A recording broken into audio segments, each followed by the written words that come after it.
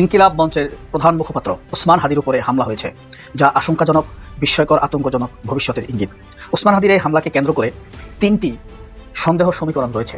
এই তিনটি খুঁজলেই আপনি আসল সত্য পেয়ে যাবেন, এখানে আর কোনো সন্দেহের অবকাশ থাকবে না। ইনকিলাব মঞ্চের শরীফ ওসমান হাদির যে ঘটনা, গুলিবিদ্ধ হওয়ার যে ঘটনা, মুহূর্তেই বাংলাদেশে তোলপাড় সৃষ্টি হয়েছে। পুরো সরকার রাজনীতি করে চলে বসেছে। আমির জামাত কথা বলেছেন, সাদিক কেন্দ্র কথা বলেছে। সবাই যখন মৃত্যুটাকে ভীষণ ভয় পায়, আমি তখন হাসতে হাসতে আল্লাহর কাছে ভীষণ সন্তুষ্ট নিয়ে পৌঁছাতে চাই যে আমি একটা ন্যূনতম ওই জীবনটা লিড করতে পারলাম, আমি একটা ইনসাফের হাসি নিয়ে আমি আমার আল্লাহর কাছে পৌঁছাতে চাই। হায়াত মৌতের মালিক আল্লাহ, ন্যূনতম সিকিউরিটি নিয়ে চলাও হলো সুন্নাহ।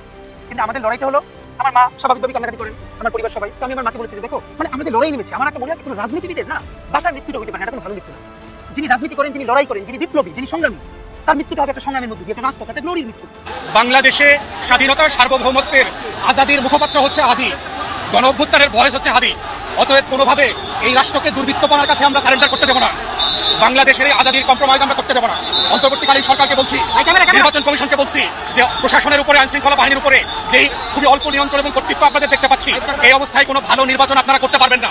গুলিবিদ্ধ হয়েছেন ইনকিলাব মঞ্চের ওসমান হাদি, ইনকিলাব মঞ্চের মুখপাত্র ওসমান হাদি, এবং এরপরেই তাকে কিন্তু দ্রুত হাসপাতালে নিয়ে আসা হয়েছে। এবং সেই সাথে আপনাদেরকে এই মুহূর্তে ওসমান হাদি কিন্তু ভর্তি রয়েছে ঢাকা মেডিকেল কলেজ হাসপাতালে। অপমান বোধ করছেন, তাই রাষ্ট্রপতির পদ থেকে সরে যাওয়ার কথা জানিয়েছেন রাষ্ট্রপতি মোহাম্মদ শাহাবুদ্দিন। হোয়াটসঅ্যাপে দেওয়া এক সাক্ষাৎকারে ব্রিটিশ বার্তা সংস্থা রয়টার্সকে তিনি একথা জানিয়েছেন। প্রিয় দেশবাসী, আসসালামু আলাইকুম। আগামী জাতীয় সংসদ নির্বাচন ফেব্রুয়ারিতে অনুষ্ঠিত হওয়ার পর নিজের মেয়াদের মাঝামাঝি সময়ে পদত্যাগের পরিকল্পনা করছেন রাষ্ট্রপতি মোহাম্মদ শাহাবুদ্দিন চুপ্পু। নির্বাচনের তফসিল ঘোষণার পর মুহূর্তে সাথে সাথে রাষ্ট্রপতি শাহাবুদ্দিন চুপ্পুকে নিয়ে যে গুঞ্জন শোনা যাচ্ছে, সেটা নির্বাচনের জন্য অশনি সংকেত। আসিফ মাহমুদ সজীব ভুঁইয়া কোনো দলে গেলেন না, কোনো দলও তাকে গ্রহণ করলেন না। সম্ভবত এমনটাই পরিস্থিতি, যার কারণে তিনি স্বতন্ত্র প্রার্থী হবার ঘোষণা দিয়েছেন। এখানে আপনার ওয়াকারুজ্জামান, মির্জা আব্বাস, আওয়ামী লীগ, ভারতের চারটি বিষয়কে আপনি হাতে ধরে রাখেন। ওসমান হাদি আমাদের জুলাইয়ের এক উজ্জ্বল নক্ষত্র, গণতন্ত্রের পক্ষের এক লড়াকু শক্তি, অপশক্তি বিরোধী, দেশ বিরোধী, ষড়যন্ত্রকারী, বেঈমান এবং সার্বভৌমত্ব বিরোধী এক উঁচু কণ্ঠস্বর ওসমান হাদি। ওসমান হাদিকে আমরা দেখে আসছি গত 14 মাস যাবৎ, 15 মাস যাবৎ, যার গায়ে কোনো রকম কোনো কাদা লাগে নাই, কেউ লাগাতে পারে নাই, এবং সত্যের পক্ষে তিনি সর্বদা ছিলেন উচ্চকিত। গণতন্ত্রের এই উজ্জ্বল নক্ষত্র, ফ্যাসিবাদ বিরোধী এই তারকা যোদ্ধার উপরে যে হামলা হয়েছে তা ছিল নৃশংস, ভয়ঙ্কর, ঠিক যেভাবে হামলা করে। তারপরেও আরও কিছু বিষয় আপনাকে হাতে রাখতে হবে। সে মির্জা আব্বাসের প্রতিদ্বন্দ্বী। অনেকে ধুম করে মির্জা আব্বাসকে সন্দেহের তালিকায় রাখতে পারে, এটা খুব স্বাভাবিক। মির্জা আব্বাসের এসব হত্যার অভ্যাস রয়েছে। এর পেছনে আরেকটি চমৎকার এবং উদ্বেগ হওয়ার মতো ঘটনা থাকতে পারে। এই হামলাটা করে দিলেই সবাই মির্জা আব্বাসকে সন্দেহ করবে। হাদিও গেল, আবার আব্বাসকেও সন্দেহ করলো। এক ঢিলে যেন দুই পাখি মরার মতো ঘটনা। তার অর্থ এই নয় যে মির্জা আব্বাসকে সন্দেহের উপরে রাখব। তাহলে হামলাটা কারা করতে পারে? সেনাপ্রধান বর্তমানে বাংলাদেশে অপরাধী সেনা কর্মকর্তাদের নেতাতে পরিণত হয়েছেন, সিন্ডিকেট নেতাতে পরিণত হয়েছেন, এবং বাংলাদেশের সার্বভৌমত্ব বিরোধী যে শক্তি, তার নেতৃত্বে রয়েছে ওয়াকারুজ্জামান। তাকে আমরা কোনোভাবেই বিশ্বাস করি না। সে নিমক হারাম, জাতিবিরোধী, গণশত্রু। তাকে অতি দ্রুত তার আসন থেকে সরানো উচিত। বিএনপির কারণে, মির্জা আব্বাসদের কারণে, সালাউদ্দিনদের কারণে, তারেক রহমানদের কারণে এবং মির্জা ফখরুলদের কারণে এই চুপ্পু এবং হাদি রয়ে গিয়েছে। এখানে তিনটি বিষয় বর্ণনা করি। এর সাথে দুই ছাত্র উপদেষ্টার পদত্যাগের বিষয়টিও আসবে, ফেলে দেওয়া যাবে না। তাহলে এই যে দুই ছাত্র উপদেষ্টা পদত্যাগ করেছেন, সরকার কিন্তু দুর্বল হয়েছে। এই দুই ছাত্র উপদেষ্টা নির্বাচনে অংশগ্রহণ করে কি করতে পারবেন কি না পারবেন সেটা ভবিষ্যৎ বলবে, কিন্তু ক্ষতি কিন্তু যা হবার হয়ে গিয়েছে। দুই ছাত্র উপদেষ্টা সরকারে থাকলে অনেকেই অনেক সিদ্ধান্ত নিতে ভয় পেত। ডক্টর ইউনূসের আশেপাশে যেসব ভারতের দালালেরা রয়েছে তারা কিন্তু এখন দুমসে ষড়যন্ত্র চালিয়ে যাবে ভারতের পক্ষে, আওয়ামী লীগের পক্ষে। সুতরাং মির্জা আব্বাসকে পচিয়ে দেয়া গিয়েছে। মির্জা আব্বাস নিজেও পচেছে, নিজের পচা নিজে পচেছে, আর যারা পচানোর তারা তো পচিয়েছে। এই হামলা ঘটার সাথে সাথে আওয়ামী লীগ তাদের গণকণ্ঠ নামক পেজ থেকে সরাসরি বলেছেন, মির্জা আব্বাসের ছবি দিয়ে পোস্ট করেছে যে তফসিল ঘোষণার পরের দিনই হাদির উপরে হামলা। অর্থাৎ তারা আব্বাসের দিকে ঘটনাটা সরিয়ে দিতে চেয়েছে। এবার আব্বাস সত্যিকার অর্থেও হামলা করতে পারে, আবার ছাত্রলীগ করেও আব্বাসের দিকে ঘুরিয়ে দিতে পারে। তবে এই পরিকল্পনার পিছনে ডিজিএফআই এবং ওয়াকারের হাত থাকাটা খুব স্বাভাবিক। আরেকটি বিষয় বলতে হয়, ভারতের যেসব হত্যাকাণ্ড ঘটায় সেগুলো খুব নৃশংস হয়, যাতে মানুষ ভয় পেয়ে যায়, মানুষের মধ্যে যেন আতঙ্ক চটে যায়। এই কারণে নৃশংসভাবেই হত্যা এবং হামলা করতে ভালোবাসে আমরা আগস্টে দেখেছি হাসিনা পালানোর 2 দিন আগে যেভাবে মাঠে নেমেছে, তখন আমরা হত্যার ধ্বংসলীলা দেখেছি, বিভৎসতা দেখেছি। এবং সারা পৃথিবীর নানান দেশে, পাকিস্তান বলেন, নেপাল, ভুটান, মালদ্বীপ, শ্রীলঙ্কা, যেভাবে হামলা করে তা নৃশংসভাবেই করে থাকে। একটি হামলা করে 10 জনকে ভয় পাইয়ে দিতে চায়, সেই পথে হেঁটেছে এবার আসি 2 উপদেষ্টার পদত্যাগ। 2 উপদেষ্টা এখন এর বিরুদ্ধে পুলিশকে পরিচালিত করতে পারবেন না, পুলিশকে ডাইরেক্ট নির্দেশনা দিতে পারবেন না। পুলিশও কারোর ভয়ে যে খুব মুহুর্মুহু ছুটবে এমন পরিস্থিতিতে নাই, কারণ সরকারে যারা আছে তারা জুলাইয়ের জোরকে ধারণ করেন না। জোর ধারণ না করলে পুলিশকেও সেভাবে পরিচালিত করা যাবে না। বাংলাদেশে পুলিশ সন্ত্রাসী কর্মকাণ্ড থেকে সরে এসেছে, এই দাবি এখনও করা যায় না। সুতরাং এই 2 উপদেষ্টাকে নানান ষড়যন্ত্র, ভিতর বাইরের ষড়যন্ত্রের মাধ্যমে সরকার থেকে সরানো হয়েছে। খোমেনি এহসান খুব শক্তিশালী অনলাইন অ্যাক্টিভিস্ট, খুব পরিচিত না হলেও অত্যন্ত মেধাবী এবং চৌকস। তিনিও এই আশঙ্কা করেছেন গত 6 মাস যাবৎ যে কোনো মূল্যের ষড়যন্ত্রের মাধ্যমে এই উপদেষ্টাদেরকে সরকার থেকে বা উপদেষ্টা পরিষদ থেকে সরানোর চেষ্টা করা হচ্ছে, যাতে করে দেশবিরোধী, গণতন্ত্র বিরোধী, ফ্যাসিবাদ বিরোধী শক্তি দমে যায় এবং ফ্যাসিবাদ বিরোধী শক্তিকে দমিয়ে রাখা যায়। ফ্যাসিবাদ বিরোধী শক্তিকে যেন নড়তে নেওয়া না যায়। ফ্যাসিবাদ বিরোধী শক্তি ডিরেক্ট অপারেশনে কোনো রকম ব্যবস্থা নিতে যেন না পারে। খেয়াল করলে দেখবেন 2 উপদেষ্টা পদত্যাগ পরপরই কী ঘটেছে, হাদির উপরে হামলা হয়েছে। নাইমুল ইসলাম খান সেনা নিরাপত্তা থেকে উন্মুক্তভাবে বেরিয়ে এসেছে আজকেই। এই 2 উপদেষ্টা পদত্যাগ করার সাথে সাথে গত পরশু অর্থাৎ 9 তারিখ চট্টগ্রামে জেদার্সে ঘোষণা দেওয়া হয়েছে নৌ উপদেষ্টাকে চট্টগ্রামে যেতে হবে না। অর্থাৎ 2 উপদেষ্টা পদত্যাগ করার সাথে সাথে গণতন্ত্রের বিরোধী দোসরেরা, ফ্যাসিবাদের দোসরেরা মাথা ছাড়া দিয়ে গরম বক্তব্য দেওয়া শুরু করেছে। এর মধ্যে ঢাকা বিশ্ববিদ্যালয়ের যে জামাল শিক্ষক, যে ছাত্রদেরকে ব্রাশ ফায়ার করতে বলা হয়েছে, সেও ঢাকা বিশ্ববিদ্যালয়ে সেমিনার করেছে। সবই ঘটেছে মাত্র 40 ঘন্টার মধ্যে, 48 ঘন্টাও হয়নি। অর্থাৎ 2 উপদেষ্টা পদত্যাগের মধ্যে এসব ঘটনা পরিলক্ষিত হচ্ছে, দেখা যাচ্ছে। তার মানে ফ্যাসিবাদ কাদের উপরে নির্ভর করতে চাইছে? এখনও ফ্যাসিবাদের প্রধান শত্রু এই ছাত্ররাই। ভারতের প্রধান শত্রু এখনও ছাত্ররাই।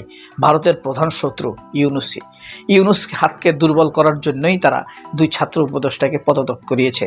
তাদের পদত্যাগের পরেই নানান সন্দেহজনক, আশঙ্কাজনক এবং ভয়ঙ্কর ঘটনাগুলো ঘটে যাচ্ছে। ওয়াকার কি তার আপার ফোন ছাড়া বসে থাকে? ওয়াকারের একমাত্র যোগ্যতা মানুষ মারা, এই ছাড়া তার আর কোনো যোগ্যতা নেই। এদেশের সার্বভৌমত্বের পক্ষে কোনো ভূমিকা রাখতে পারবে বলে এদেশের মানুষ কোনোভাবেই বিশ্বাস করে না। কারণ ওয়াকার তার ক্যারিয়ারের জন্ম হয়েছে অবিশ্বস্ততার মাধ্যমে, তার নিয়োগ হয়েছে এক খুনির মাধ্যমে। সে আনুগত্য পোষণ করে ভারতের কাছে। আমাদের জন্য সে আর কি করতে পারবে?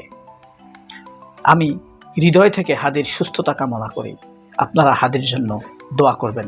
হাদি আমাদের ভাই, হাদি গণতন্ত্রের যোদ্ধা। হাদিকে আল্লাহ হায়াত দারাজ করুক, হাদির জন্য এদেশের আরও কল্যাণ হোক। হাদিকে মানুষ ভালোবাসে। আল্লাহ হাফেজ। আসসালামু আলাইকুম।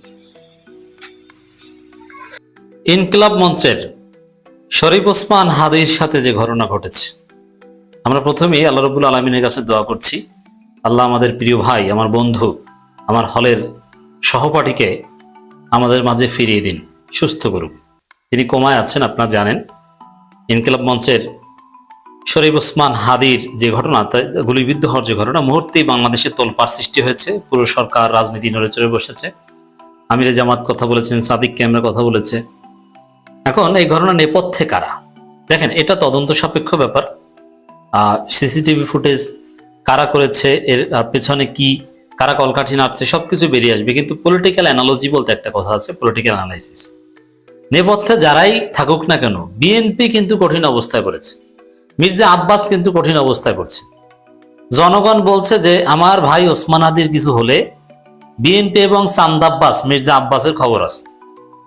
মানুষ ধারণা করছে যেহেতু তফসিলের পরেই ঘটনা, মির্জা এবং শরীফ ওসমান হাদির প্রধান প্রতিদ্বন্দ্বী মির্জা আব্বাস, সে মির্জা আব্বাসের লোকজন এই ঘটনা ঘটিয়েছে। এটা মানুষের ধারণা, পারসেপশন। আমি বলছি না, ইটস রিয়ালিটি। এবং বিএনপি এবং মির্জা আব্বাসের অনুসারীদের নিয়ে সন্দেহ সংশয় সাথে সাথে শুরু হয়ে গেছে। মির্জা আব্বাস এবং বিএনপির লোকজনের বক্তব্য এখানে আশঙ্কাজনক এবং সন্দেহপ্রবণ। যেমন এই ঘটনা ঘটার সাথে সাথে সাদিক কায়েম প্রতিবাদ জানিয়েছেন যে ছাত্র জনতা প্রস্তুত থাকুন। এখন সাদিক কায়েমের কাজই তো এটা, সন্ত্রাসের বিরুদ্ধে দাঁড়াবেন, রুখে দিবেন। আর ছাত্রদল, বিএনপি কিংবা যারা এই চাঁদ আব্বাসের টাকা পয়সায় চলে, তারা সাদিক কায়েমকে গালাগালি করছেন যে কি হয়েছে, মানে তুচ্ছ তাচ্ছিল্য করছে। শরীফ ওসমান হাদির এই গুলিবিদ্ধ হওয়া এবং কোমায় চলে যাওয়ার ঘটনা, ব্রেইন ডেথ হয়েছে। আপনাদের অবগতির জন্য জানাচ্ছি, তিনি গুলিবিদ্ধ হয়েছেন সিভিয়ারলি। এখান থেকে বেঁচে আসাটা কঠিন। আমরা আল্লাহর কাছে দোয়া করছি। অলরেডি ব্রেইন ডেথ, মানে তার ব্রেইন বেঁচে নাই, মাথায় গুলিবিদ্ধ, এবং জায়গা মতো গুলি লাগাতে পেরেছে।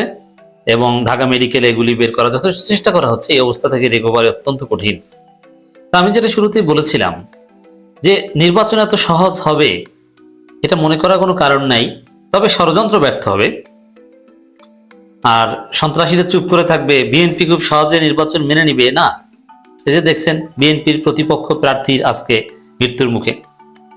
তো জনগণ এই সন্দেহ সংশয় করছে। এবং মির্জা আব্বাস কিংবা বিএনপির লোকজনের যে বক্তব্য আপনি যদি দেখেন, যে তারা শরীফ ওসমান হাদির এই গুলিবিদ্ধ হওয়ার ঘটনাকে নিয়ে তুচ্ছতাচ্ছিল্য করছে। ছাত্রদলের এক নেত্রীকে দেখলাম, কেন্দ্রীয় নেত্রী, তিনি বলছেন যে ওসমান হাদির কি না কি হয়েছে কেউ জানে না। আর সাদিক ক্যাম্প ফেসবুক স্ট্যাটাস দিয়েছে। মানে সাদিক ক্যাম্প কেন প্রতিবাদ করলো? এবং জনগণ অনেকেই বিএনপি চাঁদ আব্বাসকে সন্দেহ করছে, তো এইটার প্রতিবাদ জানাচ্ছে অনেকে। বিএনপির লোকজন এতে খেপে যায়। কিন্তু গুলিবিদ্ধ হওয়াটা এটা কারা করেছে কি, বা এটার প্রতিবাদ জানাই সন্ত্রাসের ঠাঁই হবে না, এই কথা বিএনপির লোকজন কেউ বলছে না। এই সন্ত্রাসের বিরুদ্ধে বিএনপির কেউ বলছে না। তারা বরং চাঁদ আব্বাস বিএনপিকে ডিফেন্ড করতে ব্যস্ত। আর শরীফ ওসমান হাদির জন্য কোনো সমবেদনাও নেই, থাকবে কেন? শরীফ ওসমান হাদি তো চাঁদাবাজির বিরুদ্ধে লড়াই করছেন, ৭১ চেতনা ব্যবসার বিরুদ্ধে লড়াই করছেন। বিএনপি মিনিমাম তাকে সমর্থন করবে, কিংবা বিএনপির মিনিমাম সিম্পিতি থাকবে শরীফ ওসমান হাদির পক্ষে, এটার কোনো কারণ নেই। আমিরে জামাত সাথে সাথে প্রতিবাদ জানিয়েছে, তারেক রহমান প্রতিবাদ জানিয়েছে না। মির্জা ফখরুল দেখবেন পরে কান্নাকাটি করবে।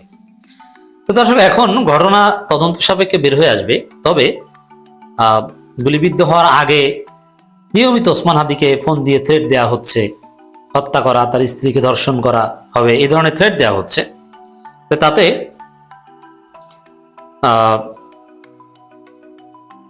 মনে হয় যে এই ঘটনা আওয়ামী লীগ ঘটিয়েছে।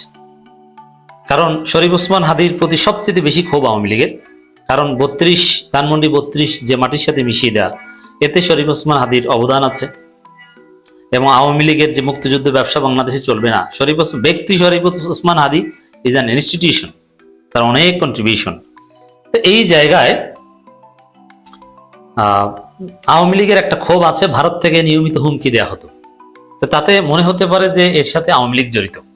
কিন্তু পিপলস পারসেপশন, যেহেতু এটা তফসিলের পর এবং মির্জা আব্বাসের প্রতিদ্বন্দ্বী বিএনপির দিকে। বিএনপি কঠিন পরিস্থিতিতে পড়েছে।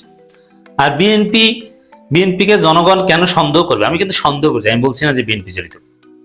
সন্দেহ করাটা যে যৌক্তিক তার প্রমাণ হচ্ছে যে বিএনপি প্রত্যেক দিন কাউকে না কাউকে গুলি করে মারে। সেই বিএনপি যে শরীফ ওসমান হাদিকে গুলি করে নাই তার প্রমাণ কি? এটা ধারণা করাটাই তো স্বাভাবিক।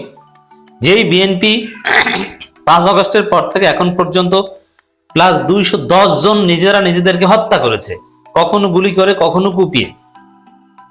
বিএনপির পদধারী অনেক নেতা বিএনপির গুলিতে নিহত হয়েছে, খুলনায় একজন, অভাব নেই। এখন এই সন্ত্রাসের দল শরীফ ওসমান হাদিকে গুলি করতে পারে, মানুষ এটা ধারণা করবে, এটাই স্বাভাবিক। অতএব আমার মনে হয় যে বাংলাদেশে সন্ত্রাস যত ঘটবে, যত অস্থিতিশীল পরিস্থিতি তৈরি হবে, বিএনপি তত বেকায়দায় পড়বে, কারণ এর নেপথ্যে বিএনপি আছে। ওসমান হাদির এই ঘটনায় বিএনপি কঠিন বেকায়দায় পড়বে, জনগণ বিএনপিকে ধরিয়ে দিবে, বিএনপি রাস্তাঘাটে ধলাই খাওয়া শুরু করবে অদূর ভবিষ্যতে। এটার কনসিকুয়েন্স এটা। আমি বলছি যে শরীফ ওসমান হাদিকে যারা গুলি করেছে এটা তদন্ত সাপেক্ষে বিচার হতে হবে, এবং এটা ওভারঅল নির্বাচন বানচাল করার একটা চেষ্টা। এটা জাস্ট ওসমান হাদির উপর ঘটেছে, সামনে আরো কিছু ঘটবে। নিউজ সরকার বাধ্য হবে এখন কোন অপারেশন চালাতে, অপারেশন ক্লিন হার্ট 2, চান্দাবাজ এবং অবৈধ অস্ত্রের বিরুদ্ধে দ্রুত অভিযান চালান, এর কোনো বিকল্প নাই। এবং অভিযান যদি চালায় তাহলে ধরা পড়বে কারা? উত্তর হচ্ছে বিএনপি। তো দর্শক, এই হচ্ছে শরীফ ওসমান হাদির ঘটনার কনসিকুয়েন্স। নির্বাচন পেছাতে সামনে এরকম আরো ঘটনা হয়তো ঘটতে পারে। আমি জানি না যে আমাদের কোন ভাইদের এভাবে জীবন দিতে হয়। ইনকিলাব মঞ্চের মুখপাত্র এবং ঢাকা 8 আসনের এমপি পদপ্রার্থী শরীফ ওসমান হাদিকে গুলি করেছে দুর্বৃত্তরা। আশঙ্কাজনক অবস্থায় উদ্ধার করে তাকে ঢাকা মেডিকেল কলেজ হাসপাতালে জরুরি বিভাগে নেওয়া হয়েছে। ডাক্তার বলছে ব্রেইন ডেথ এবং কোমায় চলে গেছেন।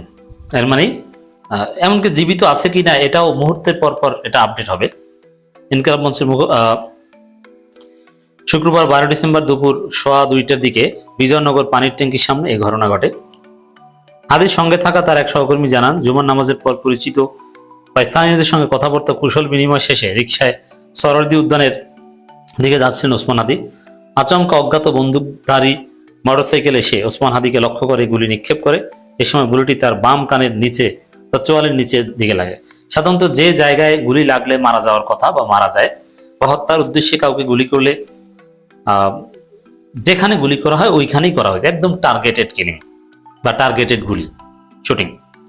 আশঙ্কাজনক অবস্থায় তাকে উদ্ধার করে দলীয় নেতাকর্মীরা ঢাকা মেডিকেলে নিয়ে যায়। শেষ খবর পাওয়া পর্যন্ত চিকিৎসকরা জানিয়েছে হাদির জন্য 4 ভাগ ব্লাড লাগবে, যা ইতিমধ্যে সংগ্রহ করছে তার সমর্থক অনুসারীরা। প্রত্যক্ষদর্শীরা জানান হাদি রিকশায় ছিল, এমন সময় 2টি মোটরসাইকেল থাকা দুর্বৃত্তরা তাকে লক্ষ্য করে গুলি করে। সঙ্গে সঙ্গে তার রক্তক্ষরণ শুরু হয়। পরবর্তী রিকশা করে তাকে হাসপাতালে নেওয়া হয়।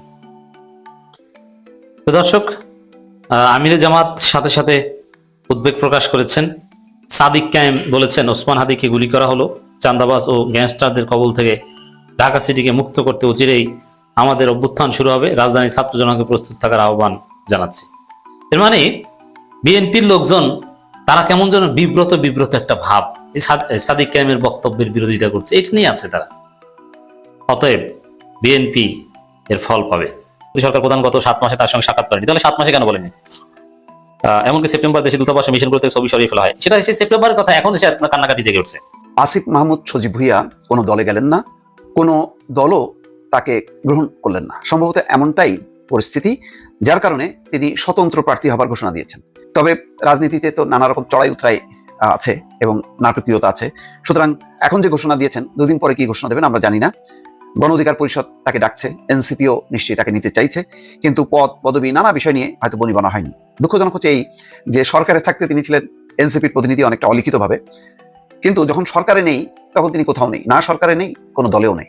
এমন অবস্থায় তিনি তার ভেরিফাইড ফেসবুক পেজে একটা ভিডিও বার্তা দিয়েছেন। বলছেন যে ঢাকা 10 আসনে, মানে ধানমন্ডি, কলাবাগান, হাজারীবাগ, নিউ মার্কেট, কামরাঙ্গীচর এলাকা নিয়ে গঠিত ঢাকা 10 আসনের সংসদীয় আসনে তিনি স্বতন্ত্র প্রার্থী হিসেবে দাঁড়াচ্ছেন। তিনি এর ব্যাখ্যা দিয়ে বলছেন, বড় কোনো রাজনৈতিক দলের পৃষ্ঠপোষকতা, অসংখ্য নিবেদিত কর্মী, প্রচলিত ব্যবস্থায় প্রয়োজনীয় অর্থ কোনোটাই আমার নেই। আপনাদের সহযোগিতা সমর্থনই আমার একমাত্র অবলম্বন এবং আমার দায়বদ্ধতাও থাকবে শুধুমাত্র আপনাদের প্রতি। আবার বলছেন যে গণভোটে হাই জয়যুক্ত করুন। আমি শুধু এমপি পদপ্রার্থী নই, আমি গণভোটেরও প্রার্থী। এতগুলো প্রাণের বিনিময়ে দেশ সংস্কারের যে সুযোগ এসছে তা বাস্তবায়নে গণভোটে হা ভোট দিন। এই হলো পরিস্থিতি। তার মানে হচ্ছে মাহফুজ আলম এবং আসিম মাহমুদ সজীব ভুঁইয়া এনসিপিতে যাচ্ছে না, মোটামুটি নিশ্চিত হয়েছে। তবে আজকে যেই তথ্য আপনাদেরকে দিচ্ছি, কাল বা পরশুদিন হয়তো আবার পরিবর্তন হবে। একটা আলোচনা চলছে, এমনও হতে পারে নাটকীয়ভাবে দেখবেন যে বিএনপিরও তিনি যোগ দিচ্ছেন এবং সেখানে প্রার্থী হচ্ছেন। যেমন জামাত প্রায় 150 আসনের প্রার্থী পরিবর্তন করছে, তো বিএনপিও যে করবে না তার কোনো গ্যারান্টি নেই। বিএনপিও যতটুকু শুনেছি যে 40-50 জন প্রার্থী রদবদল করতে পারে। প্রাথমিক তালিকা যেভাবে হয়েছে তাতে এলাকার পরবর্তী পরিস্থিতি বুঝে আবার পরিবর্তন হবে। এছাড়া শরিকদের ব্যাপার আছে, শরিকদেরও আসন দেওয়ার ব্যাপার আছে, শরিকদের আসন দেওয়ার ব্যাপারে একটা সংকটও আছে। সব মিলায় অনেক পরিবর্তন হবে। তো আসিম মাহমুদ সজীব ভুঁইয়া আপাতত স্বতন্ত্র প্রার্থী হিসাবে নির্বাচন করার ঘোষণা দিয়েছে, এটাই হচ্ছে খবর। কিন্তু এই খবরের বিষয়টা হচ্ছে এই যে গণমাধ্যম সূত্রগুলো বলছে যে এনসিপিতে তিনি যে পদে আসতে চেয়েছিলেন সেই পদে তার সমঝোতা হয়নি। আবার গণ অধিকার পরিষদেরও একটা অংশ আছে তার বিরুদ্ধে, আর একটা অংশ পক্ষে। নুরুল হক নূর স্বাগত জানিয়েছেন এবং সূত্রের খবর হচ্ছে যে অনেকে মনে করে যে গণ অধিকার পরিষদেও তিনি যেতে পারেন। নুরুল হক নূর এমনও বলেছে যে ক্ষমতায় থাকতে স্বাভাবিকভাবেই ক্ষমতার বিপক্ষে অনেক কথা বলতে হয়, সেরকম কথা তিনি বলেছেন বা তার দলের পক্ষ থেকে কেউ কেউ বলেছেন, কিন্তু সেটা অতীত। কিন্তু তিনি স্বাগত জানিয়েছেন, অতীতের লড়াই সংগ্রামকে স্মরণ করেছেন এবং ভবিষ্যতেও তিনি লড়াই সংগ্রাম অব্যাহত রাখবে সেই আকাঙ্ক্ষায় গণ অধিকার পরিষদ তাকে স্বাগত জানিয়েছে। নুরুল হক নূর গণ অধিকার পরিষদেই যে তিনি যাবেন সেটাও চূড়ান্ত না। সব মিলে একটা টানাপোড়েনের মধ্যে আপাতত তিনি স্বতন্ত্র প্রার্থী হিসেবেই থাকছেন। এখনো যেহেতু মানে শিডিউল ঘোষণা হয়েছে, এখনো দলে যোগদান করা, প্রতীক নেওয়া সেই সুযোগটা আছে। ফলে আপাতত এটা চূড়ান্তভাবে বলা যাবে না যে না তিনি কোনো দলে যাবেন না, তিনি শেষ পর্যন্ত স্বতন্ত্র হিসেবেই তিনি। নির্বাচন তো শুরু হয়ে গেল, নির্বাচনী ট্রেন ছেড়ে দিল এবং বাংলাদেশের চারিদিকেই একটা আনন্দের জোয়ার বইছে। আমি একটু আগে মাবিসিংয়ে কথা বলেছি, মানে বাংলাদেশের রাত্র তখন 9টা বাজে, 8টা 8:30 বাজে। ওখানে বন্ধুবান্ধবের সাথে কথা বললাম, ওখানে শুনলাম ময়মনসিংহে নির্বাচনের এই তফসিল ঘোষণা করবার পরই বিএনপি বিরাট বড় মিছিল নিয়ে পুরো শহর প্রদক্ষিণ করছেন এবং আনন্দ উল্লাস করছেন। পাশাপাশি জামাত ইসলাম বিরাট বড় মিছিল বের করে ওনারাও আনন্দ উল্লাস করছেন। দুই দল যখন মুখোমুখি হয়েছে তখন দুই দলের সামনে যখন হয়েছে তখন তারা কেউ কোনো মানে গন্ডগোলে যায়নি। দুইজন দুজনকে শুভেচ্ছা দিয়ে দুজন দুই দিকে চলে গেছে। এইটা একটা শুভ লক্ষণ যে জামাত এবং বিএনপি মুখোমুখি হবার পরও কোনো রকম গ্যাঞ্জাম তারা কেউ করেনি এবং এইটাই আমরা আশা করছিলাম। এইটাই প্রফেসর ডক্টর মোহাম্মদ ইউনূস আশা করেন। প্রফেসর ডক্টর মোহাম্মদ ইউনূস প্রথম থেকেই বলে আসছেন, আমি একটা এমন নির্বাচন দিতে চাই যেখানে ঈদের আনন্দ বয়ে যাবে, যেখানে সারা পৃথিবীর মানুষ দেখে বলবে যে হ্যাঁ বাংলাদেশে একটা সত্যিকারের নির্বাচন হয়েছে। কারণ দেখুন, প্রফেসর ইউনূস এখান থেকে যাবার পর উনি যে মহলে বিচরণ করেন, সারা বিশ্বের যে সমস্ত মহলে উনি বিচরণ করেন, সেখানে তার জবাবদিহিতা আছে। উনি যদি কোনো কারণে এই নির্বাচনটাকে ক্রেডিবল করতে না পারে, এই নির্বাচনটাকে যদি বিশ্বাসযোগ্য করতে না পারে, এই নির্বাচনটাকে যদি গ্রহণযোগ্যতা না আনতে পারে, তাহলে সারা বিশ্বের কাছে উনি ছোট হবেন, এটা উনি জানেন। যার জন্য প্রথম থেকেই বলে যাচ্ছেন যে আমি একটা সুন্দর সুষ্ঠু নির্বাচন করে উপহার দিয়ে যাব যা বাংলাদেশের মানুষ মনে রাখবে। আমরা হয়তো সেই পথেই হাঁটছি এবং তার ইঙ্গিত আমাদের প্রধান নির্বাচন কমিশনার আজকে তার ভাষণে দিয়ে দিয়েছেন। আপনারা জানেন যে উনি ডিক্লেয়ার দিয়েছেন 12 তারিখে ইলেকশন এবং ইলেকশনের কিছু বিধিমালা উনি বলেছেন, কবে শুরু হবে, কবে অ্যাপ্লিকেশন দেওয়া হবে, কবে প্রার্থিতা নেওয়া হবে, কবে প্রার্থিতা বাছাই হবে, সেই প্রসঙ্গে যাচ্ছি না। তবে উনি কিছু মানে কথা বলেছেন যেগুলো আমাদের সবাইকে মেনে চলতে হবে। যেমনটি ধরুন, নির্বাচনে যেন কোনো সহিংসতা না ঘটে এর জন্য আমাদের আর্মিকে রাখা হবে এবং এখানে সবচেয়ে ইন্টারেস্টিং হলো আর্মির কাছে থাকবে ম্যাজিস্ট্রেসি পাওয়ার। মানে আপনি কোনো গ্যাঞ্জাম করবেন, আপনাকে তাৎক্ষণিক অন দ্য স্পট বিচার করে আপনার শাস্তি দিয়ে দেওয়া হবে। এটা একটা ভালো লক্ষণ। এটা কিন্তু আগে ছিল না বাংলাদেশে, হাসিনার সময় সেটা উঠিয়ে দেওয়া হয়েছিল। আর্মি থাকতো, তারা শুধু ছোট জগন্নাথ দাঁড়িয়ে থাকতো, তারা কোনো পাওয়ার দেওয়া হয়েছিল। ম্যাজিস্ট্রেসি পাওয়ার এবার দিয়ে দেওয়া হয়েছে, যেটা একটা সুখকর সংবাদ। এবং এই ম্যাজিস্ট্রেসি পাওয়ারের বদৌলতে আমার মনে হয় কোনো সন্ত্রাসী কর্মকাণ্ড কোনো দলই করতে পারবে না। এছাড়া আরও অন্যান্য অনেক বিধিমালা ওনার এই নির্বাচন প্রক্রিয়াতে আছে, যেটা সবগুলো উনি হয়তো আজকে প্রকাশ করতে পারেননি। যেমনটি ধরুন, আপনার কোথাও যদি কোনো গ্যাঞ্জাম হয় সেখানে নির্বাচন বন্ধ করে দেওয়া হবে। মানে যাই হচ্ছে সবগুলোই এখন সুখকর সংবাদ এবং একটা ভালো নির্বাচনের পথে হাঁটছে। এবং এই নির্বাচনের পথে যাইবার সময় তাকে সাহায্য করতে হবে বাংলাদেশ সেনাবাহিনীকে। এখানে আমাদের সেনাপ্রধানের একটা বিরাট ভূমিকা আমরা আশা করব, কারণ আমরা এর আগে দেখেছি 1/11-এর সময় কী কী ঘটেছে। আমরা আরেকটা 1/11-এর মতো আর্মির কার্যকলাপ হয়তো বা চাই না, কিন্তু আমরা এইটা চাই যেন আর্মিকে যে কোথাও থাকলে সেখানে মানুষ যেন ভয় পায়। কারণ আপনারা জানেন, যে কোনো কারণেই হোক, যে কোনো ঘটনা ঘটনা নিয়েই হোক, যে কোনো অবস্থা দৃষ্টি হোক, আর্মিকে বাংলাদেশের মানুষ যে ভয়টা আগে পেত, আমরা ছোটোবেলা থেকে দেখে এসেছি আর্মিকে যে ভয় বা শ্রদ্ধা পেত, সেটা কিন্তু এই বাংলাদেশের বর্তমান প্রেক্ষাপটে অনেকটা লাঘব হয়েছে। এবং সেখান থেকে আর্মিকে বেরিয়ে আসতে হবে, আর্মিকে বুঝিয়ে দিতে হবে যে আমরা বাংলাদেশ আর্মি আমরা দেশের জন্য করি, আমরা কোনো মানুষের জন্য করি না। আর্মির প্রতি সেই শ্রদ্ধাটা থাকতে হবে, আর্মির প্রতি সেই শ্রদ্ধার পাশাপাশি ভয়টা থাকতে হবে। আর্মির প্রতি যদি ভয় উঠে যায় তাহলে কোনো অবস্থাতে একটা সুষ্ঠু নির্বাচন দেওয়ার জন্য বাংলাদেশে যে পরিবেশ পরিস্থিতি দরকার সেটা এই আমাদের প্রধান বিচারপতি বা আমাদের প্রধান উপদেষ্টা করতে পারবেন না। আমি এর জন্যই অত্যন্ত বিনয়ের সাথে বলছি, এখানে আমাদের আর্মি প্রধান জনাব ওয়াকারুজ্জামান সাহেবের একটা ভূমিকা প্রয়োজন, এবং আমি আশা করব উনি নিজেও চান বাংলাদেশে একটা ক্রেডিবল নির্বাচন হোক। আপনারা জানেন উনি অনেক আগে বলেছিলেন 18 মাসের মধ্যে একটা নির্বাচন আমি চাই। সেই 18 মাসে কিন্তু নির্বাচন হচ্ছে, সেটা কাকতালীয় হোক আর যেভাবে হোক। আপনারা যদি হিসাব করেন, অগাস্ট থেকে উনি যখন ভাষণ দিয়েছিলেন তখন থেকে ফেব্রুয়ারি পর্যন্ত 18 মাস 4 দিন হয়। এটা কি ওনার কথা মতোই হয়েছে নাকি কাকতালি হয়েছে সেই প্রসঙ্গ আলাদা, কিন্তু ওনার মনের আশা তো পূর্ণ হয়েছে। এখন উনি যেহেতু একটা ভালো নির্বাচন চান, ওনাকে একটা বিরাট ভূমিকা এই নির্বাচনের রাখতে হবে এবং আর্মিকে সক্রিয়ভাবে থেকে অনেক কিছু করতে হবে। যার মধ্যে ধরুন এই যে আমাদের দেশে যে সমস্ত অস্ত্রাদি লুণ্ঠিত হয়েছে 5ই আগস্টের পর, আমরা বিভিন্ন নিউজে দেখেছি বা শুনেছি, এগুলো এখন পর্যন্ত পুরোপুরি উদ্ধার হয়নি। অনেকেই বলছেন 24 ঘন্টার মধ্যে আর্মি, পুলিশ, র্যাব রাস্তায় নেমে যাবে, বাজারে নেমে যাবে এবং সেগুলো উদ্ধার করবার জন্য উঠে পড়ে লেগে যাবে। এটা দরকার ইলেকশনের আগে।